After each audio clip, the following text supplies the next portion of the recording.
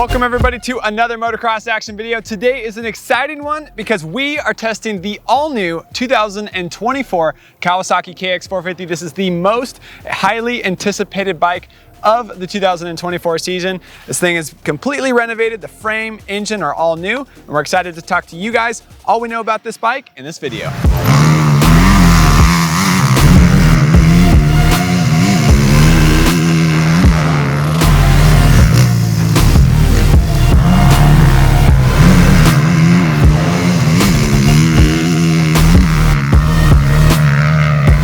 Ever since 2019, the Kawasaki KX450 platform has done a lot of things well, but not a lot of things great. We've had a lot of complaints about the KX450 in the past, and it seems like they've changed a lot of those complaints and they've updated the things that we've asked for. In this video, MX Ace, Dennis Stapleton, and myself will be riding the all-new bike, and we'll be telling you guys the pros and cons of this new model right now.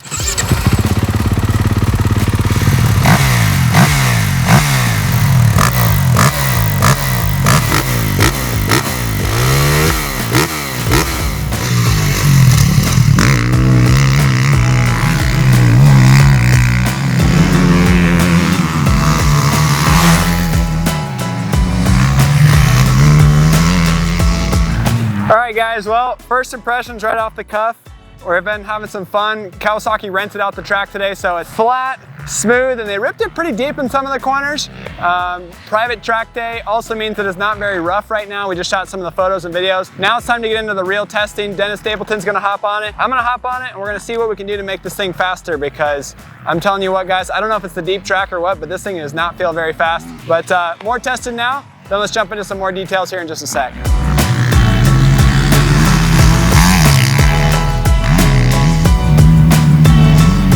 All right guys, we are hiding from the rain in one of the sheds here at Glen Helen, and as you can see, the bike is caked with mud. Not an ideal sight for a brand new Kawasaki KX450, but it was a good day. Kawasaki brought out a ton of people. The race team was out here, R&D team was out here, and also the project leader, the guy who worked on the KX450, all here to take care of us. We had a good track for the first half of the day, then it got pretty muddy towards the second half, but we still had a good time testing.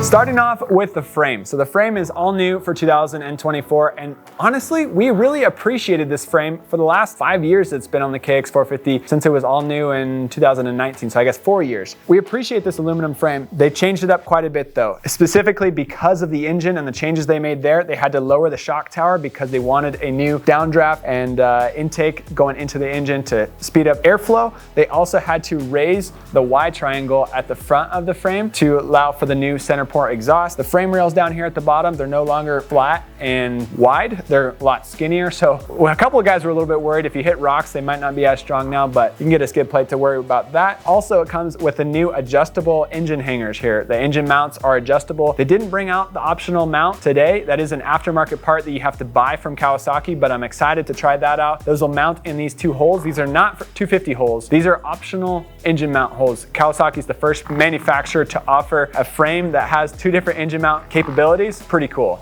Also, they have lots of tunability that comes with this frame. The foot pegs, like before, you can drop them down in the mounts here to go a little bit lower. And of course, you have the four-way adjustable handlebar mount, two holes. You can turn the bar mounts forward and backwards.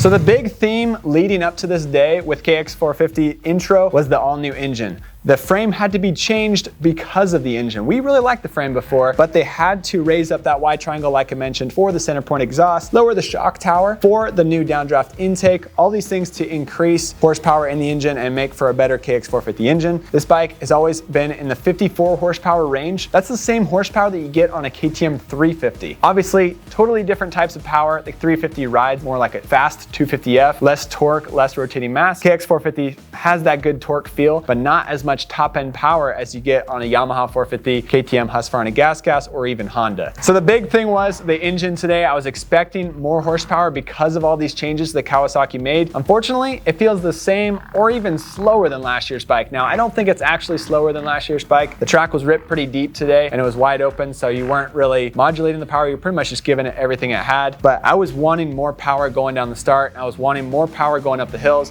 I had to ride first gear and a lot of the corners today because it just wasn't as strong. It wasn't good enough to pull second gear in some of these deep corners we had at Glen Helen. So that was a big downside for me. We do like that there is a new map system, and we're gonna invite Dennis Stapleton up here. He did some map testing with us, and he rode this bike quite a bit today too.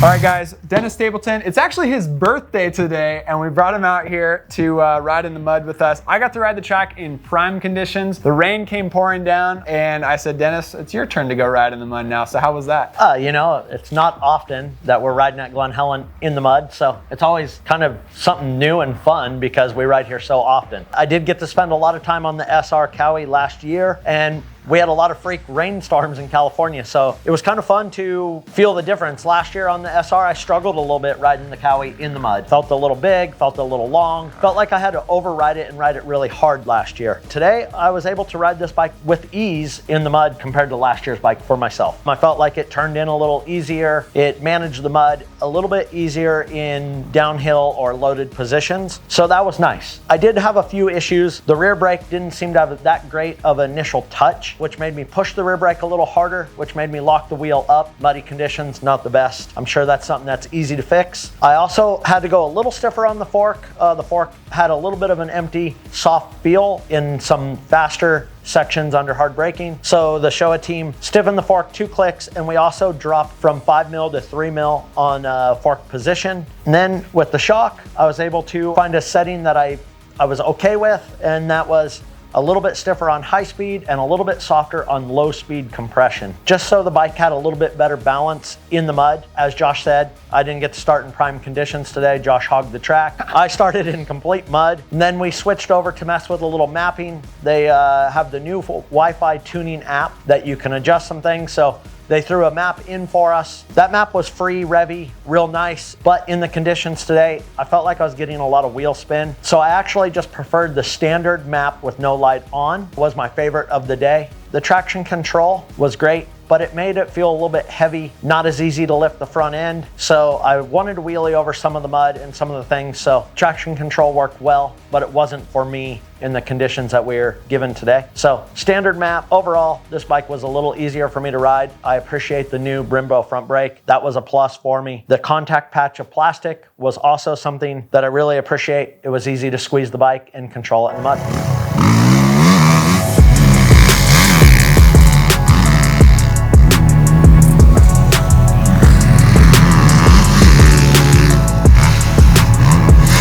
All right guys, so there's a lot of big changes and a lot of little changes that came on the KX450 for 2024. One of the big changes that I really appreciated, Brembo front brake system, a full Brembo front brake. Honestly, coming down the hill, I felt like I was on a KTM, and that's a good thing because KTM has the best brakes. Now, Kawasaki has equally the best front brake in the class. It's equal to KTM and Husqvarna, which come with that Brembo system.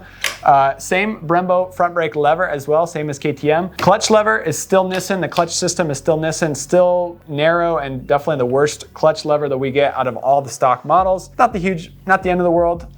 The map switch right here, this is a copy of Honda. Very, very similar to Honda, or exactly the same. I mean, it looks like they got it right off a Honda CRF 450. How it works though, a little bit different. So you got the map switch here, the blue button. Map 1 is standard. Map 2, when the light is on, is the mellow map. Now, the cool part is that you have that, I can't remember if it's Wi-Fi or Bluetooth, but you can connect your phone to the bike to set up your own map settings, which is great. It's awesome that they're doing that just like Yamaha.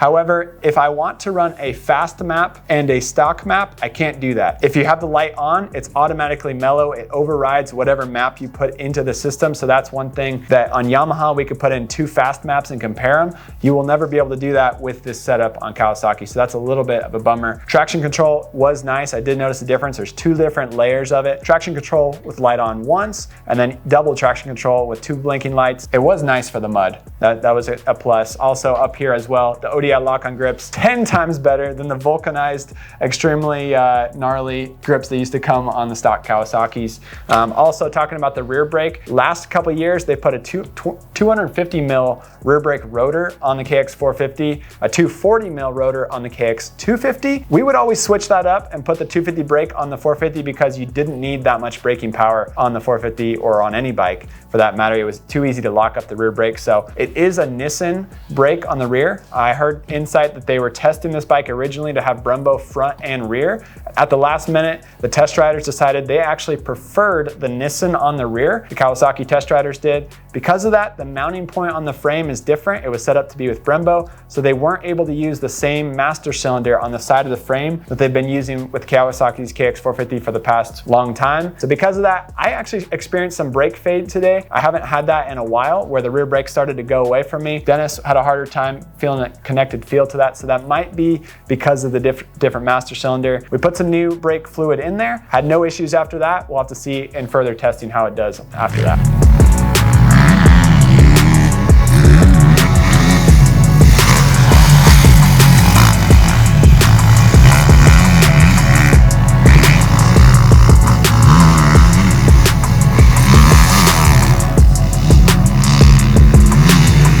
So a couple cool features that I'm very pleased that Kawasaki added. Rubber grommet. On all our test bikes, I'm usually the guy stuck in the garage working on them. I buy a big bag of the KTM rubber grommet, so I'm not zip tying wires. Kawasaki now comes with their own rubber grommet to the handlebar to make sure you're not putting all that pressure on the wires. Second, they got rid of the chain roller and put a chain slider. That is something that we always seem to have issues with in our testing group. So that's awesome. Hopefully that's durable. Like I said, we only have a little time on this today in the mud, so we don't know if the plastic's more durable. We are trying to avoid roost today. That will be in further tests. Also, the muffler sounded really good. And the other old muffler on the previous bike sounded kind of raspy at a new stage. And then the power for me, I kind of like that I can override the bike. I can twist the throttle the whole way. But if you're racing someone on a Yamaha, that might not be the best thing for the starting procedure, as you could ride this bike really hard and really aggressive, but it's not the fastest bike. But it does give you confidence in being able to twist the throttle and override it or manage throttle position easy in tight turn. One of the things that the media department does at Kawasaki, they always put the 1.8 radiator cap on our bikes. Unfortunately, the consumers are getting the 1.1, just something to keep an eye on. Most people don't have an issue, but if you're that guy, 1.8 is the key to the KX450.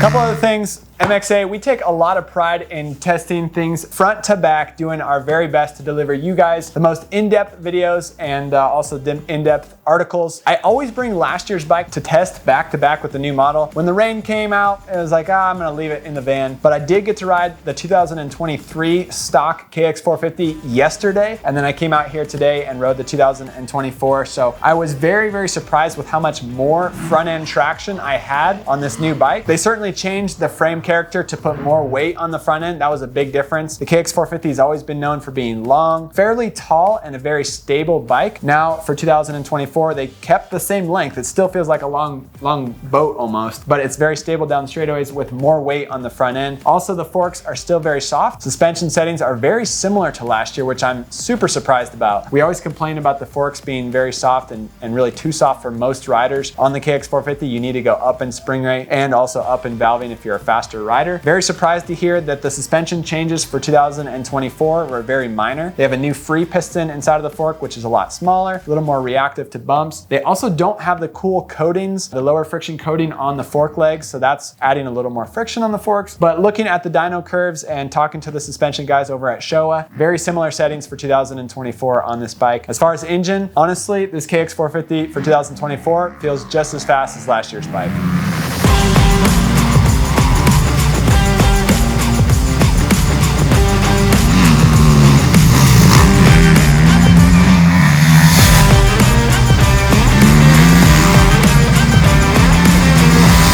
The last couple things, when I was talking to the Japanese engineers with our translator that was here, that was a pretty cool experience here at Glen Helen. I asked them about the airbox, if it was all because of sound or for performance and ease of use. They said that they actually wanted to make the air filter easier to take in and out. And now it is pretty easy to take in and out. It reminds me of the Honda where you have to stick it straight in and then you use some clamps to hold it on there. So that's pretty cool. Also, this bike did gain some weight. We haven't put it on the scales yet. We're gonna be doing that in the next couple days as we get closer to our 450 shootout. Kawasaki's reporting a gain weight of 5 pounds extra. So that makes the already heavy KX450 even heavier for 2024. Give and take there. The crank is heavier. The connecting rod is a little bit longer. The last year's airbox and this year's airbox, you can definitely feel a difference. They're right by next to picking each them up. Yeah. Other than that, they put some smaller intake valves in this thing, added a longer rod.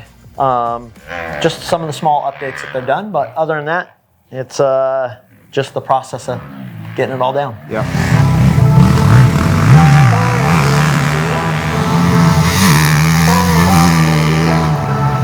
And we should close this video by mentioning that it retails for $10,499. So definitely a little bit of a jump up on price, but still quite a bit below KTM and Husqvarna. So good times on the KX450 today. We still have a lot more testing to do on this bike. This is our kind of initial review video telling you how it was on the first day and all the stuff that we've learned about it so far. We have a lot more to learn about it. We'll probably be riding here tomorrow, get this thing cleaned up. We're gonna weigh it on the scales. We're gonna take it to Pro Circuit and put it up against all 6 of our other 450 4-stroke models, and we'll be having a 450 shootout coming very soon. As soon as we figure this bike all out, our 450 video will be released. Thank you guys for watching this. Subscribe to our YouTube channel, click the bell button to get notified when we release that 450 shootout video. Thanks for Trevor for working super hard in the rain today with his camera. Thanks for Dennis for working super hard and having fun in the mud on his birthday. And thank you guys for watching this video. I'll see you in the next one.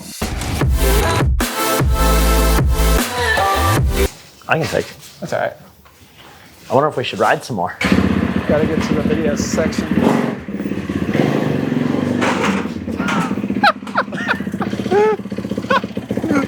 Now I owe him a $5 bucket. Sorry, John.